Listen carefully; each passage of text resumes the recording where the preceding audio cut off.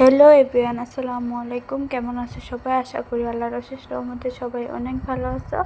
আমিও আল্লাহর অশেষ রহমতে অনেক ভালো আছি। আজকে আরও একটি নতুন রেসিপি নিয়ে তোমাদের সবার সাথে হাজির হলাম। সেটা হচ্ছে বাচ্চাদের খিচুড়ি।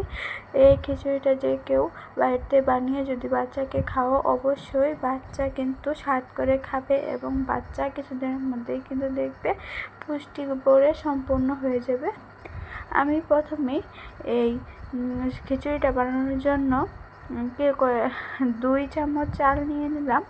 সেই চালগুলোতে আমি অনেক কিছু মিশিয়ে নিয়েছি। ওটা আমার খিচুড়ি মিক্স চাল। যদি তোমরা আমার এই খিচুড়ি মিক্স চালটা পেতে চাও তাহলে অবশ্যই কমেন্ট করবে।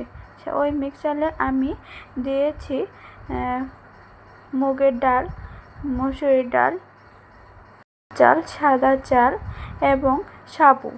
এই খিচুড়ি রান্না করার জন্য আমি প্রথমেই দেখলে একটা প্যানে কিছু পরিমাণ ঘি দিয়ে তারপরে আমি দিয়ে দিলাম সিমুর, মিষ্টি আলু এবং ডিম। আমি দেশি মুরগি ডিম এখানে ইউজ করছি, কারণ বাচ্চারা খাবে, বাচ্চাদেরকে দেশি মুরগি ডিম দেওয়াটাই উপকার। সিম, তারপরে মিষ্টি আলু, এগুলো কিন্তু বাচ্চাদের খুবই উপকার। এই সবজিগুলো বাচ্চাদেরকে খাওয়ালে বাচ্চাদের খুব ভালো একটা উপকার আসবে। এই সিম এবং মিষ্টি আলুতে কিন্তু অনেক প্রকার ভিটামিন আছে, তাই এই সিম এবং মিষ্টি আলু দিয়ে যদি তোমরা খিচুড়ি রান্না করো তাহলে কিন্তু স্বাদেও ভরপুর এবং পুষ্টিগুণেও অনেক সুন্দর। তার জন্যে আমি এখানে দিয়ে দিলাম খিচুড়ি রান্না করার জন্য চালগুলো ধুয়ে রাখা চালগুলো দিয়ে সুন্দর করে ভাজা ভাজা করে অল্প অল্প করে হালকা মশলা দিয়ে আমি নেড়ে চেড়ে তারপর একটু পানি দিয়ে এগুলোকে সিদ্ধ হওয়ার জন্য দিয়ে দেব। এটা আমি ঢাকনা দিয়ে ডেকে কিন্তু রান্না করব না, আমি এটা ঢাকনা ছাড়া রান্না করব, যেহেতু আমি এটা কিন্তু ওই রকম করব না, মানে আঠালো করবো না, আমি একটু জর্জরা টাইপ করব। বাচ্চারা জর্জরা টাইপের খিচুড়ি খেতে খুব ভালোবাসে।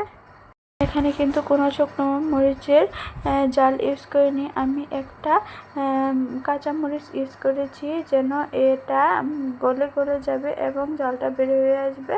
তারপর আস্তে আস্তে পানিটা শুকালে এরকম হবে। এই দেখো কতটা সুন্দর হয়েছে। এই যে আমি চালটা দিয়ে দেখলাম যে ফুটে গেছে, তারপর এটাকে আমি একটা বাড়িতে নামিয়ে নেব বাচ্চাকে সার্ভ করার জন্য। যদি তোমাদের ভালো লাগে তাহলে অবশ্যই লাইক, কমেন্ট, শেয়ার করে সাবস্ক্রাইব করে রাখবে। আমার চ্যানেলের পাশে থাকবে সবাই। আল্লাহ হাফেজ। সবাই আমার জন্য দোয়া করো, আমি যেন অনেক দূর এগিয়ে যেতে পারি চ্যানেলে। এ দেখো কত সুন্দর হয়েছে।